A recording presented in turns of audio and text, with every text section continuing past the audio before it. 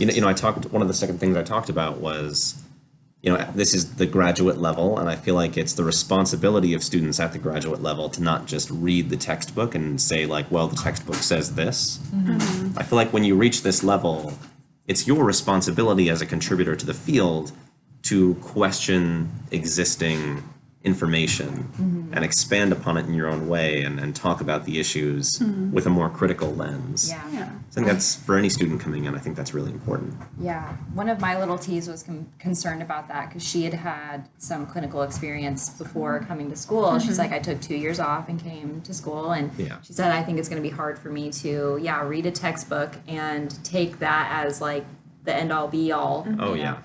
And when it's not, necessarily like that in the real world. And I'm like, well, that is so valuable that you're bringing that perspective because our professors keep that in mind and they know that, we do need to have that perspective coming in because, like in class when we have those discussions, we talk about, okay, the book says this, but does it really look like that in the real life? Exactly. So, and they really stress to us too that certain interventions or theories, like you'll have a plan for your patient. Like you'll think this is the idyllic plan, like this is their diagnosis, so I should do this. Yeah. And you walk in and you try to implement it and it just goes horribly wrong. Yeah. And so they kind of stress with us that like if you're a type A person who thinks like input certain thing creates an output for everything. There's like, and it's definitely not like that in the healthcare world. Like your patients, everything's a shade of gray. Like two patients with the exact same diagnosis and backgrounds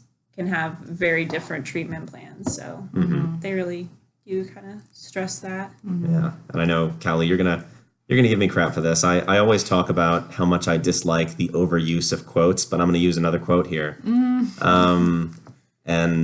I don't know, it's one that stuck with me my whole life, and it's like everybody has a plan until they get punched in the face. Like I think this is a good example of that because I feel like a lot of people who come into OT school, PT school, med school, they have been like academically gifted for a lot of their life, and like they do kind of see things like an equation, or they feel like armed with the proper knowledge that everything will just open up to them. And I feel like part of learning to be a great professional is falling off the top of that tree and hitting every branch on the way down.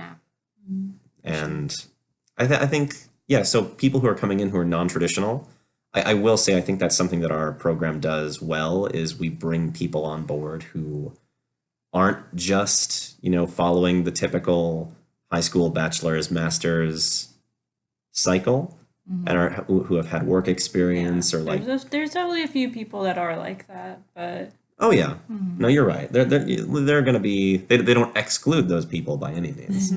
But yeah, I think our program does a good job of bringing in people from different lots in life and with different experiences.